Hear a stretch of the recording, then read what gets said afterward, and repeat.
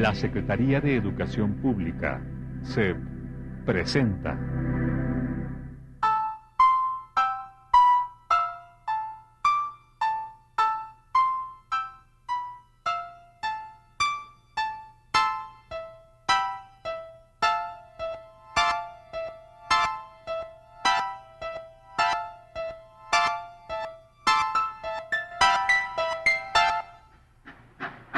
Todos los mexicanos hemos visto imágenes de la revolución en las que las adelitas van a las vías del tren a despedir los vagones en los que desaparecen los combatientes. En la novela Los Relámpagos de Agosto, de Jorge Ibargüengoitia, la escena climática ocurre en un vagón cargado de dinamita que no puede ser estallado porque la máquina se descompone. Los combatientes tratan de empujarlo para producir así el atentado más curioso de la historia de la literatura mexicana. Los invitamos a subir al vagón de Jorge Ibargüengoitia y a compartir los estallidos de su humor y de su ingenio.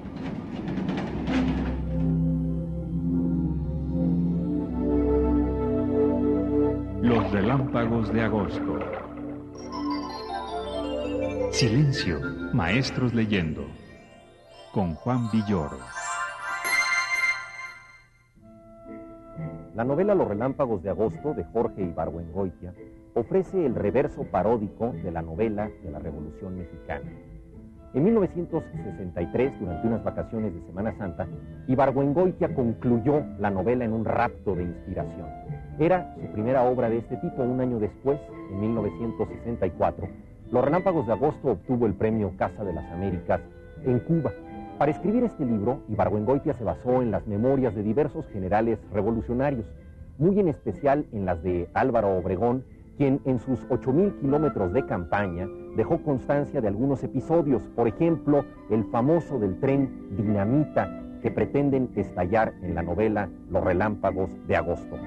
Este libro de Ibargüengoitia son las pretendidas memorias de José Guadalupe Arroyo, general revolucionario que cometió toda clase de fechorías, pero que trata de justificarse en el futuro, es decir, cuando ya terminó la gesta y él ha obtenido ciertos cargos y la historia empieza a evaluar lo que él hizo.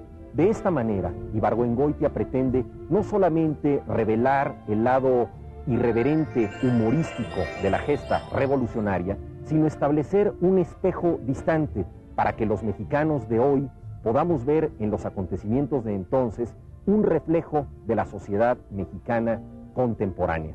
Los Relámpagos de Agosto, de Jorge Ibargüengoitia, tratan de combinar los fines públicos con los fines privados, de demostrar cómo muchos de los próceres, de las figuras públicas, deben su acción no tanto a las proclamas o a las causas políticas que defienden, sino a sus intereses más personales, que dicho sea de paso, no siempre son los intereses más altos. Así, Ibargüengoitia desacraliza la Revolución Mexicana con esta espléndida novela humorística, Los Relámpagos de Agosto. Quien quiera pensar en cuál es el valor del humorismo en la literatura mexicana, debe tomar en cuenta forzosamente a Jorge Ibargüengoitia. A él no le gustaba demasiado el mote de humorista. En una ocasión escribió un texto que se llamaba Humorista, agítese antes de usarse. A él le parecía que la mayoría de la gente en México, cuando hablaba de que un escritor tenía sentido del humor, lo hacía en términos un tanto peyorativos, pensando que no era un escritor muy profundo, que era un escritor curioso, simpático, pero no particularmente profundo. Sin embargo, Los Relámpagos de Agosto revela con toda su riqueza que el humor puede ser una de las formas más inteligentes de la crítica.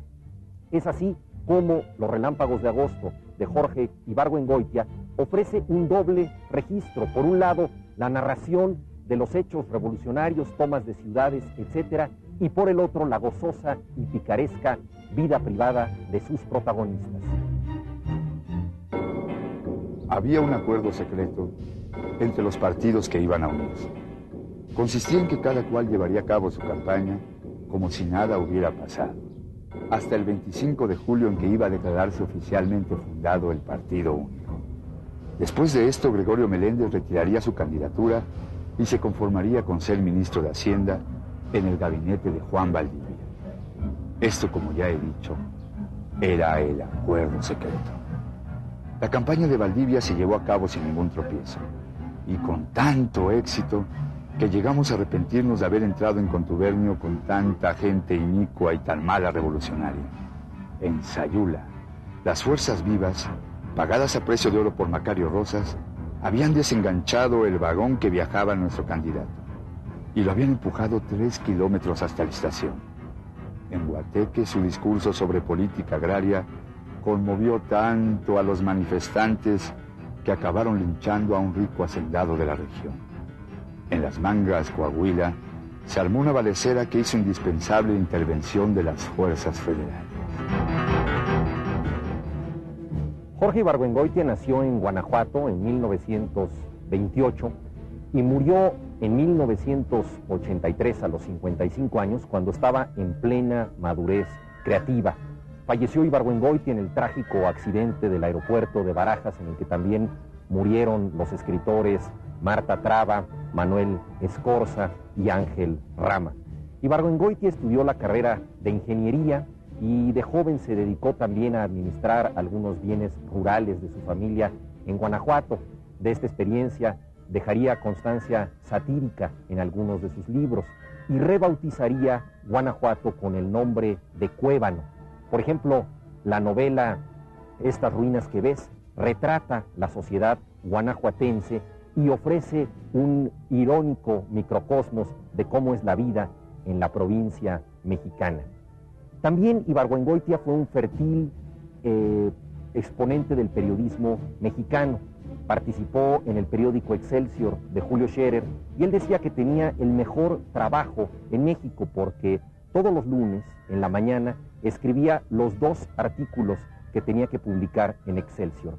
De tal manera que a las 2 de la tarde bajaba de su estudio, se tomaba un tequila y decía: he terminado el trabajo de la semana. Estos artículos en Excelsior convirtieron a Ibargüengoitia en un favorito de los lectores mexicanos. En buena medida, sus recursos dependieron de mezclar siempre con ironía su vida, los avatares más sencillos de lo que a él le iba pasando. Por ejemplo, Ibargüengoitia podía hablar de las banquetas de Coyoacán en un momento en que había una crisis política muy fuerte en México. Podía hablar de los temas más privados, pero siempre burlándose de sí mismo. La primera condición del humorista es que sepa reír de sí mismo, e Ibargüengoitia fue un maestro en esto. Como autor literario, Ibargüengoitia probó su mano primero en el teatro. Fue uno de los alumnos favoritos de Rodolfo Usigli, escribió diversas obras, pero se hartó mucho del ambiente teatral. De manera famosa, Ibargüengoitia dijo: tengo facilidad para el diálogo, pero no para sostenerlo con gente de teatro. Harto de esa experiencia, decidió probar suerte en la novela. La última de sus obras de teatro es El atentado, que trata del atentado contra Álvaro Obregón. Ahí ya apunta Ibargüengoitia a la parodia de la vida pública e histórica mexicana. Su primera novela sería Los relámpagos de agosto, es decir, que hay un salto de continuidad bastante fácil de seguir entre lo que él hizo como dramaturgo en El atentado y lo que haría en Los relámpagos de agosto. La historia le interesó siempre y una de sus últimas novelas fue Los pasos de López, sobre la guerra de independencia. También ahí Ibargüengoitia trató de buscar el aspecto más humano, más simpático, más dicharachero de la historia pública. Quienes han visto las estatuas de bronce, quienes han leído las proclamas a veces pomposas de la historia, pueden encontrar en Ibargüengoitia a un autor que nos hace llevadera, íntima, entrañable la vida pública. Doña Cesarita, la esposa de don Celestino Maguncia, vino hecha un mar de lágrimas a pedirme que no fusilara a su marido. Si no le voy a fusilar, señora, le dije para tranquilizarla, nomás me entregan el dinero y lo pongo en libertad. Es que mi marido es dueño de un banco, pero somos muy pobres, me dijo ella, con tanto descaro que me dieron ganas de pasarla por las armas. Yo, comprendiendo que tenía que habérmelas con una mujer de negocios, le expliqué lo de que les hago un vale y nomás que triunfe la revolución, el gobierno se encargará de liquidar esta inversión que ustedes hacen, más réditos a razón del 4% anual. Ella no me lo creyó. porque desgraciadamente muchos han sido los que han prometido lo mismo y no lo han cumplido. Ella se alzó el velo, porque traía sombrero y todo, y entonces me di cuenta de que quería tanto a su marido que estaba dispuesta a entregárseme con tal de que lo soltara. O mejor dicho, quería tanto a su dinero.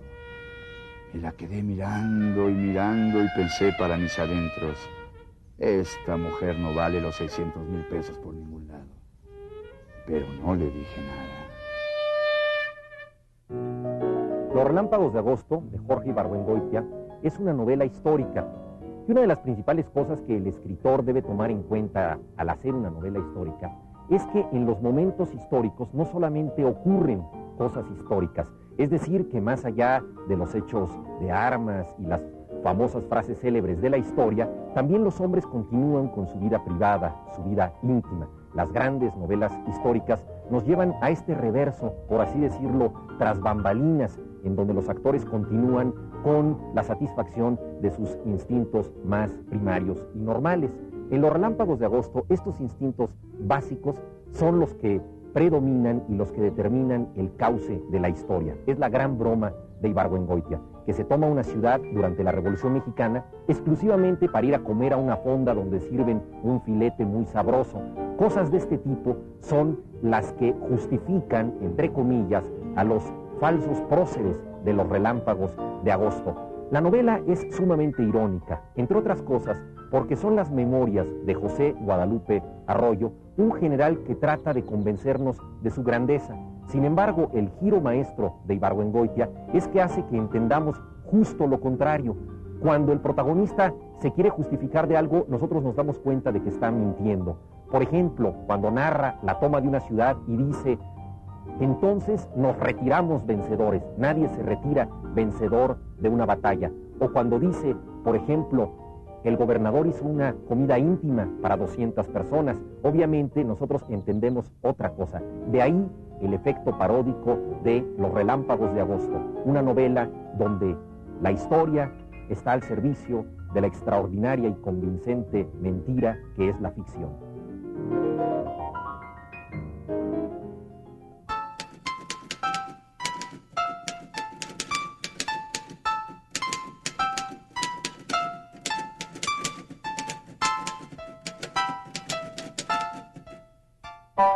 Para conocer una época hay que saber de qué se reía la gente en ese momento.